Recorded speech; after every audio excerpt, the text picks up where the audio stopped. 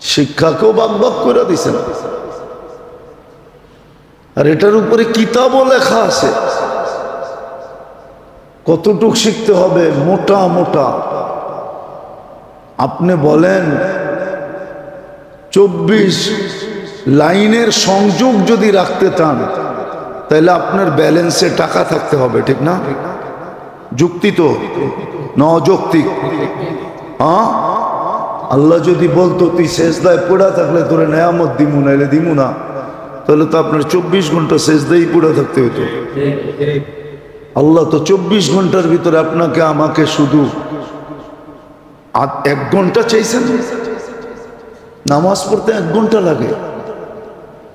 আবার দেখেন সহজ কিরকম করছে, বুঝলে বুঝবেন, নাইলে বুঝবেন না।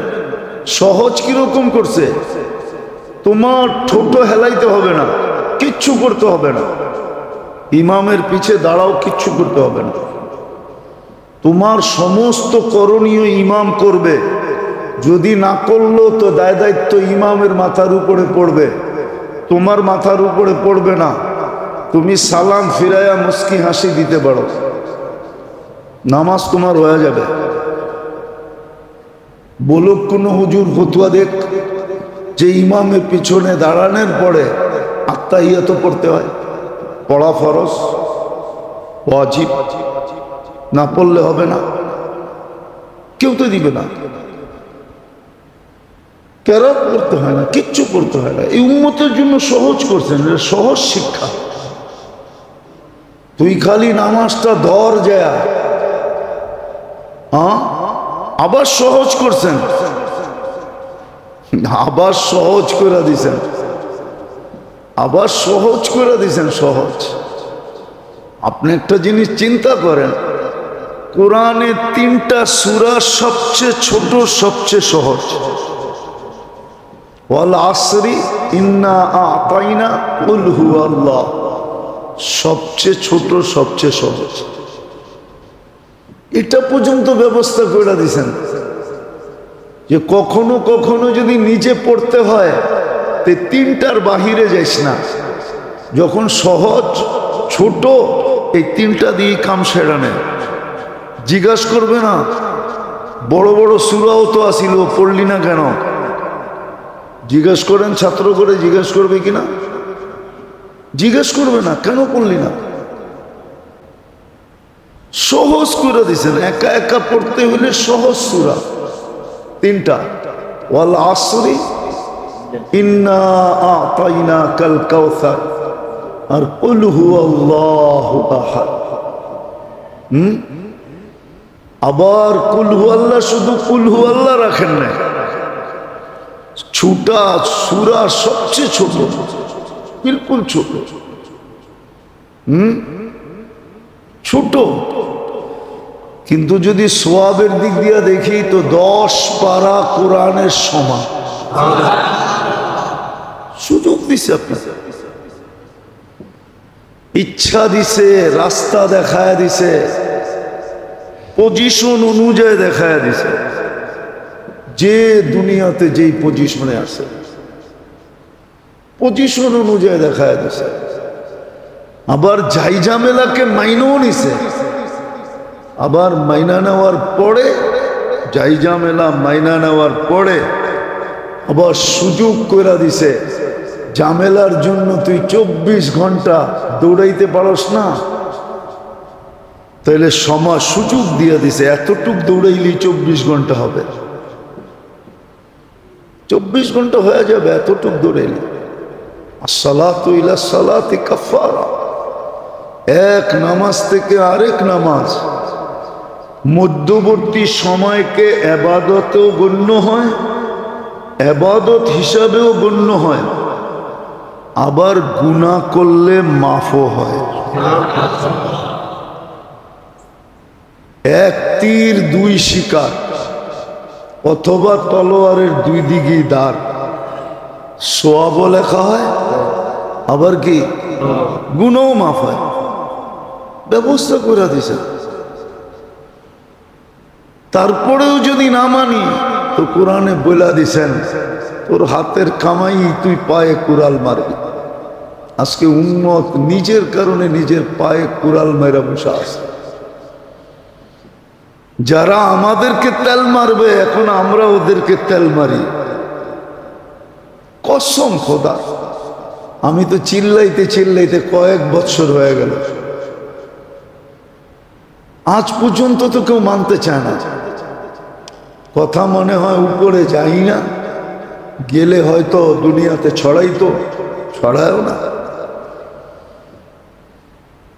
সারা দুনিয়ার তেল মারার কথা ছিল মুসলমানকে।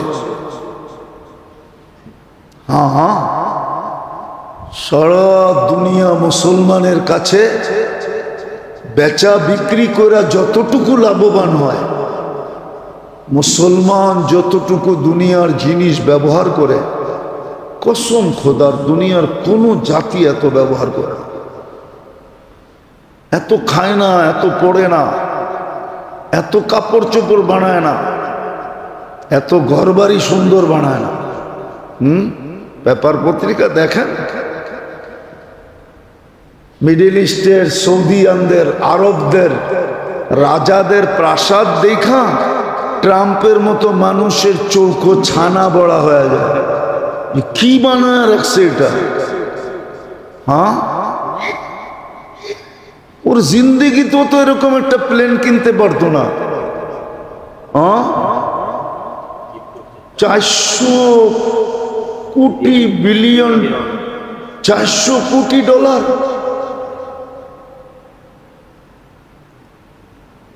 ও জীবনও তো এরকম প্লেন হয়ে দেখে নাই কোনোদিন।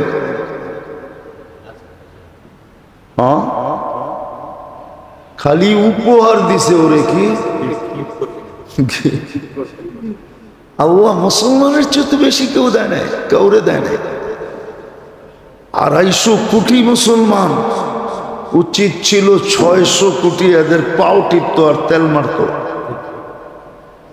হয়তো তেলই মারতো, পাওই টিপতো। একজনের বাগে 6 জন করে পড়তো, ঘরের কর্মচারী।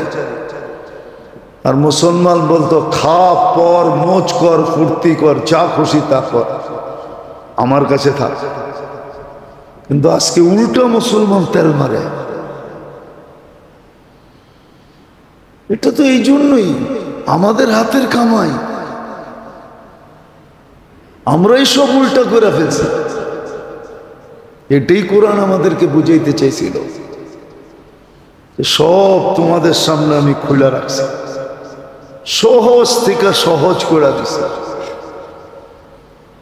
এই জন্যই তো আমরা বলি যে 1 মাস যদি 100% মুসলমান, রমজান মাসি 30% মুসলমানও তো জুমা পড়ে না।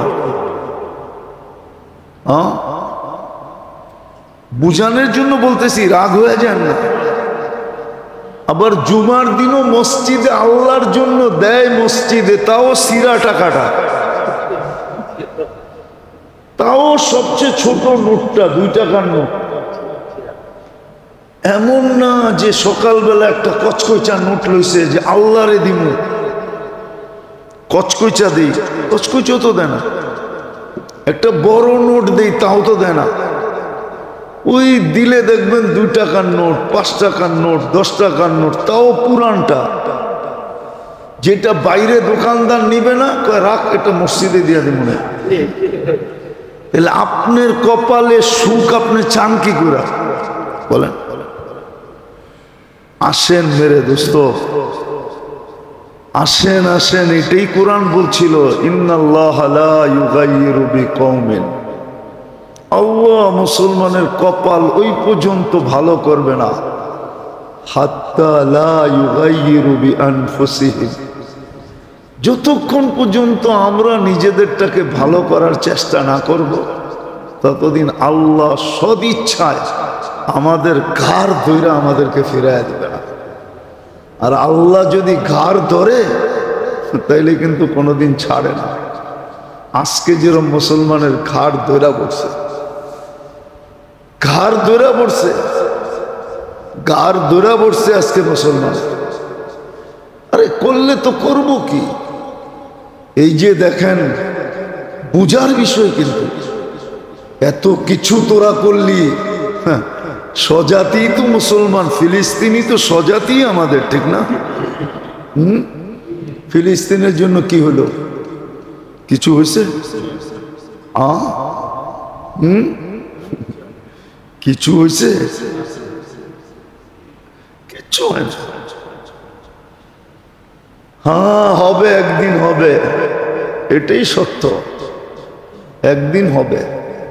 জমানা বায়ে খাল রহতা নেই, জমানা বায়ে খাল রহতা নেই, একরকম থাকে না।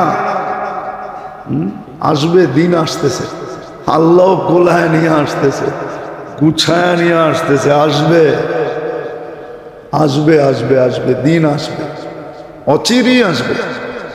দেখবো আমরা ওই দিন, দেখবো ওদিনই দেখবো, ওই দিন দেখবো। হ্যাঁ, আল্লাহ রসুল বলে গেছিলেন, ওটাই দেখছে, সাহাবায়ে কেরাম দেখছে, সাহাবায়ে কেরাম দেখছে যে পারস্যের রানীরও তোমাদের ঘরে আসবে, দেখবে দুনিয়া। একদিন এই রাজা বাদশাদের হালও দুনিয়া দেখবে। হয়তো আমরা থাকবো না, কিন্তু আমাদের জেনারেশন দেখবে। দুনিয়ায় যারা থাকবে ওরা দেখবে এদের হাল, এদের হাল কি হয়, অবস্থা কি হয়। যেমন কিছু আমরা দেখছি, কিছু আরো সামনে দেখব। কিছু আমরা দেখছি না, না দেখি না, এখনো দেখেন নাই কিছু, সামনে আরো কিছু বেঁচে থাকলে দেখবো ইনশাআল্লাহ। কেন আল্লাহর কথাই সত্য, অমাকারু অমাকার আল্লাহ, আল্লাহু খায়রুল। তুই যতই চাল চালো, সর্বশেষ আমি চালবো। হ্যাঁ, এমন চাল চালবো দাবার, তোর রাজা সহ খায়া ফেলবো, রাজা সহ। অমাকারু অমাকার আল্লাহ, আল্লাহু খায়রুল মাকিরিন। যতই পাঙ্গা নেস না কেন, আমি যখন পাঙ্গা নিমু তখন বোঝা যাবে তুই কই থাকিস। পাঙ্গা বোঝেন? এটা ঢাকায়া শব্দ, নাও বুঝতে পারে, বিলকুল পুরান ঢাকার গভীরের শব্দ, নাও বুঝতে পারেন। আল্লাহ বলে পাঙ্গা, যখন আমি নিমু তখন বুঝমু তোর পাঙ্গা যায় কই, চাল যায় কই। আমরা দেখবো ইনশাআল্লাহ, কিছু যখন দেখছি সামনেরটাও দেখবো ইনশাআল্লাহ। কিছু লোককে আল্লাহ সজাগ করবে ইনশাআল্লাহ। দোয়া তো আর এমনি যাবে না, দোয়া হইতেছে, জমা হইতেছে। একদিন এটা বাস্ট হবে। হ্যাঁ, অ্যাটম বোম মারলে এরিয়া ধ্বংস হয়, ঠিক না? একটা দেশ ধ্বংস হয়, এরিয়া ধ্বংস হয়। আমাদের দোয়া যেদিন ফাটবে সেদিন সারা দুনিয়া কাঁপায় ফেলবে, দুনিয়ার কোনো ক্ষেত্তা থাকবে না যেখানে এটা না পড়বে।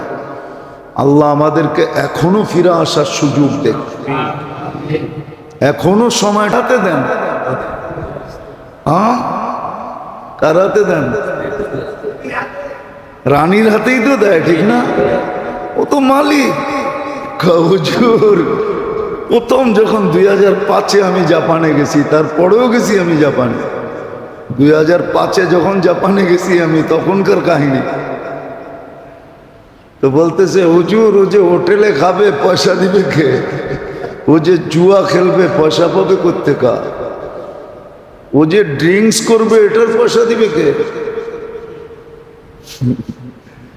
ওরে তো শুধু থাকার জায়গা দিছে, এটার পয়সা দিতে হয় না। গড়ে খাইলে এটার পয়সা দিতে হয় না। ও যে আউট ফ্যাশন করবে এটার পয়সা কে দিবে? এই জন্য চাকরি করে ওটার পয়সা উঠাইতে হয়। তো চলো, সুখ দেখা যাবে সামনে কতটুকু হয়, সুখ দেখা যাবে। বেঁচে থাকলে আমরাও দেখবো, এখনো তো দেখি। সারা দুনিয়ায় তো দেখতে দেখতে চুল পাকায় ফেললাম, জীবন শেষ করে ফেললাম। সারা দুনিয়ায় তো দেখতে দেখতে আসতেছি। এই জন্যই তো আমরা চিল্লাই, নাইলে চিল্লানোর দরকার ছিল না। তোমরাও সামনে চলে দেখো, চইলা দেখো, চইলা দেখো যে কেমন সুখ মিলে। তারপরে হবে একদিন, হবে একদিন, নিজেরাই বলবে। কিন্তু ওই দিন আর ফিরার রাস্তা থাকবে না। এক সময় হয় মানুষ বেলাইনে চলতে চলতে চলতে চলতে নিজেই ভাবে যে হুজুর আর ফিরার সুযোগ আমার জন্য নাই। আমরা মাঝে মাঝে জিজ্ঞাসা করতাম টেররদেরকে, তাবলীগের কাজে তো ওদের কাছে যাওয়া হইতো, আবার বললে তো প্রশাসনের রোগ থাকলে রাগ হয়ে যাবে। এখন না, আগের কথা বলতেছি। প্রশাসনের জিজ্ঞাসা করতাম তুই ফিরা গেলে অসুবিধা কি? হুজুর যদি ফিরা যাই তারপরও বিপদ, না ফিরলেও বিপদ। ফিরা গেলেও আমাদেরকে মান্থলি দিতে হবে। মনে হয় বোঝেন না? তওবা করে যদি ফিরেও যাই তারপরও আমাদেরকে কামায়া দিতে হবে মান্থলি, নাইলে বলবো তুই মান্থলি যেটা দিতি ওটা তো বন্ধ হয়ে গেল, ওটা কে পুরা করবে? বিদায় ফির, কোনো আপত্তি নাই, কিন্তু আমগো মান্থলি যেন বন্ধ না হয়। মান্থলি বোঝেন? পেমেন্ট যেন বন্ধ না হয়। তো তাইলে ফিরা কর্মটা কি? যেখানে আসি ওইখানেই ফিরার কোনো সুযোগ নাই। তো একদিন হবে, আমার সমাজও ফিরতে চাবে, কিন্তু ওই দিন আর কোনো কাজে দিবে না, ফিরার কোনো সুযোগ থাকবে না। ফিরার কোনো সুযোগ থাকবে না, সুরার কোনো সুযোগ থাকবে না, ফিরার কোনো সুযোগ থাকবে না। আযাব তো এখনই আসছে, আর কত আযাবের দরকার? এই জন্যই তো মুসলমানের দুরবস্থা আজকে। এই জন্যই মুসলমানের ঘরে সদ ইচ্ছায় না আল্লাহর ইচ্ছা, উম্মতে মুহাম্মদী সদ ইচ্ছায় না আল্লাহর ইচ্ছা। সুখের জীবনটা আমাদের জন্যই সিলেক্ট করছিলেন আল্লাহ, নির্বাচিত করছিলেন। সুখের জীবন তোমাদেরকে দিব, নাহলে কোরআন হায়াতান তাইয়্যিবা কেন বলতো? সুখের জীবন তোমাদেরকে দিব। তাইলে হাদিসে কেন আসতো কাফফালাল্লাহু লাহুর রাহা ওয়ার রাহমা? সুখ শান্তির দায়িত্ব আমরা তোমাদের নিলাম। তাহলে এটা কেন হইতো? কিন্তু আফসোস, যার জন্য যেটা নির্ধারিত করছে, যেই জিনিস যার জন্য নির্ধারিত, যতটুক নির্ধারিত পজিশন হিসাবে, অবস্থান হিসাবে, কেউ শিখে না। শিখাইতে চাইলেও শিখতে চায় না। এটাকে ভুল ব্যাখ্যা করে, ভুল ব্যাখ্যা। মাঝে মাঝে টক শো দেখলে দেখা যায় কেমন ভুল ব্যাখ্যা করতেছে। মনে হয় যে ও ভাবেই না যে আল্লাহ বলতে কিছু আছে, ওকে কেউ অস্তিত্ব দিছে, কন্ট্রোল করে, এটা ও ভাবেই না। অথচ দেখলে দেখা যাবে এরকম লোক টক শোতে বসে কথা বলে পাও অর্ধেক কবরে চলে গেছে। যেই নাম বলা যায়, নাম বললে আপনারা চিনবেন, কিন্তু নাম বলতেছি না। টক শোতে এরকম এরকম। আবার ওরা বলে নেতা, জাতির লিডার বলে, জাতিকে বলে উন্নতি দিবে, সুখ দিবে, শান্তি দিবে। মনে হয় যে ওই ভান্ডারিগো কথাই সত্য, মনে হয় আর কি। ভান্ডারিরা কয় না আল্লাহর ধন নবীরে দিয়ে আল্লাহ গেছে খালি হইয়া, নবীর ধন অমুককে দিয়া নবী গেছে খালি হইয়া, নবীর ধন পায়া খাজায় শুয়া আছে আজমিরে দেরে বাবা দে।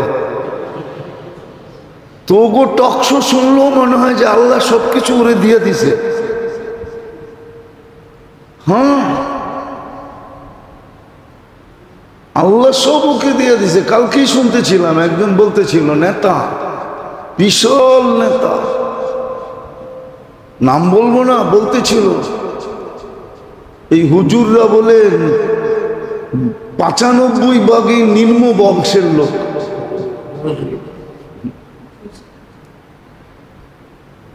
মনে হয় আমাদের এই সমাজের সাথে কোনো রিলেশন নাই। আমরা সব চাঁদের থেকে আসছি, আবার চাঁদের দেশে চলে যাব। তাইলে এতবার তোমরা চাঁদের দেশে অভিযান করলা, এতবার অভিযান করলা চাঁদের দেশে, একটা মানুষও তো টোকায় পাইলা না। আমরা কি সব চাঁদের দেশ থেকে চলে আসছি? বিয়া শাদী আমাদের চাঁদের দেশে হয়, তাহলে নয়া বাজার শ্বশুর বাড়ি হলো কেমনে? শ্বশুরের বাড়িটাও তো চাঁদের দেশে হওয়ার কথা ছিল, ঠিক না? সব নিম্ন লোক, সব গরিব, সব নিম্ন লোক। যাক, তারপরও 8% তো রাখছে। 100% বললে কি করতাম? 92% বলছে, তারপরও তো 8% রাখছে, ঠিক না? কিন্তু যে বলতে ছিল টোকাইলে দেখা যাবে, টোকাইলে ওর বংশ বলি, টোকাইলে দেখা যাবে ও বিলকুল ক্ষেতের তে বাঙ্গাল হয়ে আইছে, পুরা ক্ষেত। অ্যাড্রেসও বলা যায় কোন জায়গার লোক। আমাদের চেয়ে বেশি নসল তো আপনারা জানেন না, জানেন? এইখানে কে আছে পর্দাদার নাম কইতে পারবেন? আমি আমার 12 পুরুষ পর্যন্ত বলতে পারবো। কত? আরে 12 পুরুষ না, 16 পুরুষ বলবো। আরে 16 না, একবারে 1400 বছর আগে হুজুর ইসলাম পর্যন্ত মিলাইয়া দিবে। ওইখান থেকে আদম আলাইহিস সালাম পর্যন্ত মিলাইয়া দিবে। আপনি তো পর্দাদার নাম বলতে পারবেন না, টক শোতে বসে টক টক করেন। আবার এ বলে জাতির উন্নতি করব, নেতা। এক একটার কথা শুনলে হায় হায়, সবর করো, আসতেছে দিন। নবীরা এটাই বুঝাইতেছে, ইন তাসখারু মিন্না ফা ইন্না নাসখারু মিনকুম কামা তাসখারু। আজকে মজা লও, অপেক্ষা করো, আসতেছে দিন। মজা তো আমরা নিব, দুনিয়া তোমার সাথে মজা নিবে, এমন মজা নিবে। তখন এই টক শো এটাও রাখা আছে আল্লাহর কাছে সুরক্ষিত, কোনো কিছু হারায় যায় না। হারায় যাবে কোত্থেকে? 3 ধরনের চৌকিদার তো লাগাইছেন, কোত্থেকে হারাবে? ইয়ালামু কিরামান কাতিবিন ইয়ালামুনা মা তাফআলুন। তোমার সব কর্ম ভিডিও হইতেছে, ভিডিও ভিডিও এইখান থেকে আবিষ্কার হয়েছে। মানুষ ভিডিও আবিষ্কারের তথ্য এই 2 কাদের থেকে পাইছে, কিরামান কাতিবিন ইয়ালামুনা মা তাফআলুন। মানুষ অডিও পাইছে কোত্থেকে জানেন? Memory card. মা মিন কওলিন ইল্লা লাদাইহি রাকিবুন আতীদ। এই আয়াতের থেকে বিজ্ঞানীরা অডিও বের করছে, অডিও মেমোরি কার্ড বের করছে, আবিষ্কার করছে। সিসি ক্যামেরা কোত্থেকে আসছে জানেন? ইয়ালামু খাইনাতাল আয়ুনি ওয়া মা তুখফিস সুদূর। এইখান থেকে ক্যামেরা আবিষ্কার হয়েছে। বাঁচার কোনো রাস্তা নাই, তোমারটা লেখা আছে। মজা যেদিন লইব ওইদিন তোমার টকশো দেখায় দেখায় মজা লইব। এই দেখ তোর টকশো, তখন মজা নিবে। যাক, এটা আমার আলোচ্য বিষয় না। আমার আলোচ্য বিষয় ছিল আল্লাহ ইচ্ছা স্বাধীনতা দিছেন আমাদেরকে, রাস্তা দেখায় দিছেন। কর্মব্যস্ততা আছে বিদায়, কর্মব্যস্ততাকে আল্লাহ মাইনা নিছেন। এই জন্যই সময়গুলাকে, দিনগুলাকে, রাতগুলাকে, সপ্তাহগুলাকে, মাসগুলাকে, বৎসরগুলাকে বিভিন্নভাবে এরকম সেট করছেন যে এক রাত্র দিয়া 83 বৎসর পুরা করা যায়, বরং 83,000 বৎসর পুরা করা যায় অল্প সময় করার মাধ্যমে, অল্প সময় দেওয়ার মাধ্যমে। অল্প সময় এরকম শিক্ষা কেউ ভাগ ভাগ করছেন।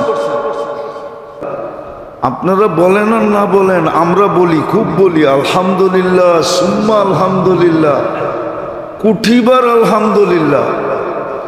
আমাগো কপালে আল্লাহ যেগুলা লাগাইছে ওটি একবারও রাস্তায় নামবো না আন্দোলন করতে। আপনাদের গুলাই রাস্তায় নামবে আন্দোলন করতে, আমাদের গুলা কোনোদিন নামবো না। ওটি পিটাইলেও নামবো না।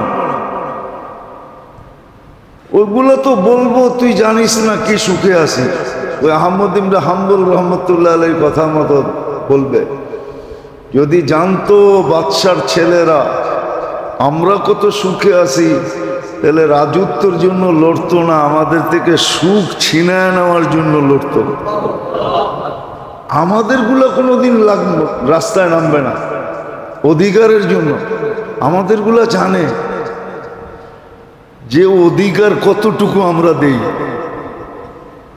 ওরা কতটুকু সুখী এটা ওরা জানে। আমাদেরগুলা বোঝেন কি?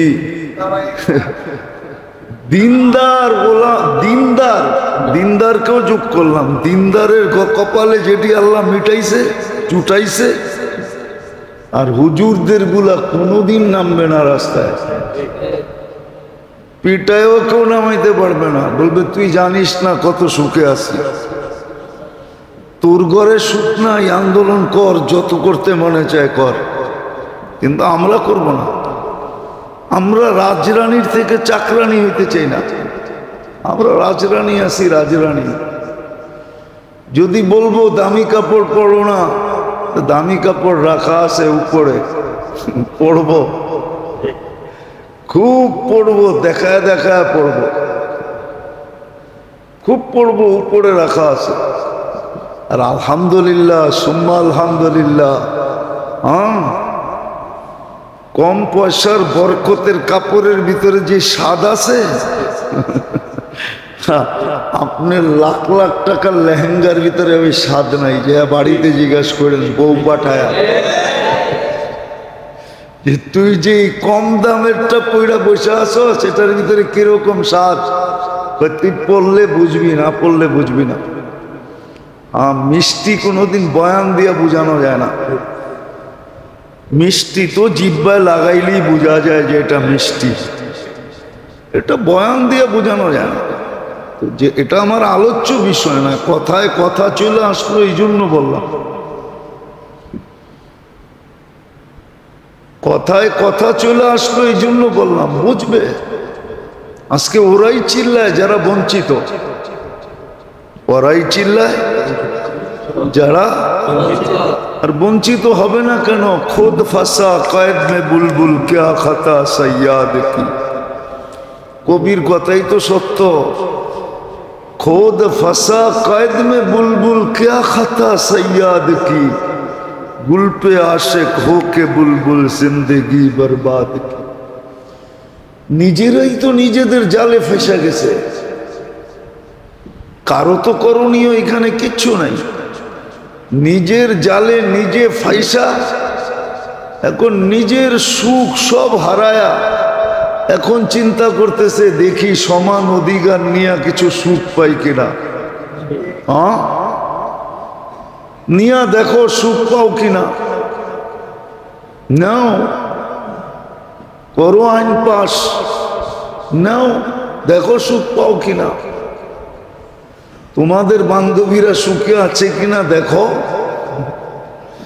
আমি না অনেকবার বলছি তো, সুখ তো হইল এইটা যে কনকনে শীত, দুইজনে ঢুকছে ল্যাপের ভিতরে আর গলা জড়ায় ঘুমায় আছে।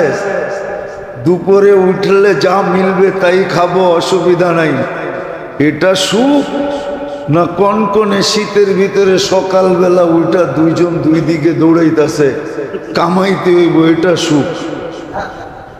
সুখের আশায় সুখের ল্যাপ ছেড়া সুখের পিছে দৌড়াইতেছে।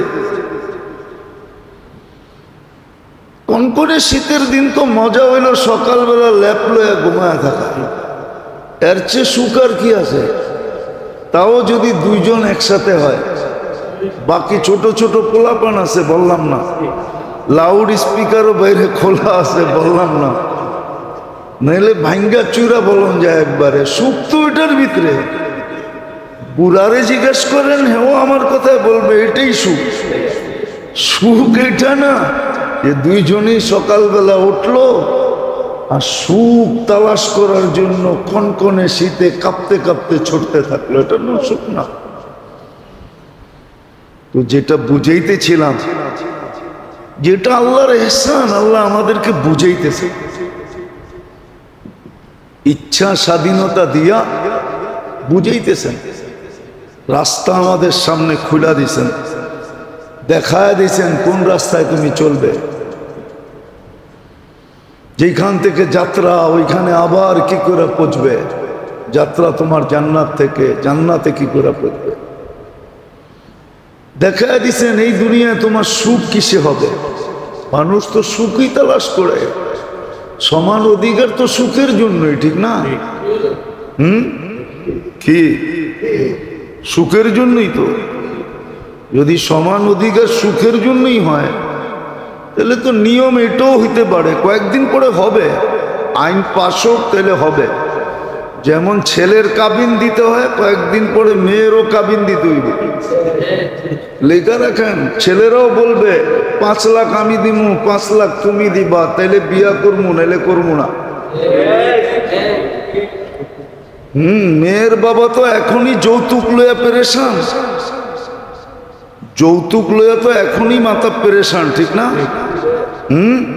কয়েকদিন পরে কাবিনও আসবে। আবার এটাও বলবে সমান অধিকার, বাড়ি একটা তুমিও করো আমিও করি, 15 দিন তোর বাড়িতে থাকবো, 15 দিন তুই আমার বাড়িতে থাকবি। আর 15 দিন যদি বাড়ি না করতে পারোস তাহলে তোরে রাস্তায় রাখবো। কেননা সমান না, মাস সমান করে ভাগ করে নেব না। আবার খাটও কিনাইব, 15 দিন তোর খাটে ঘুমাবো, 15 দিন তুই আমার খাটে ঘুমাবি।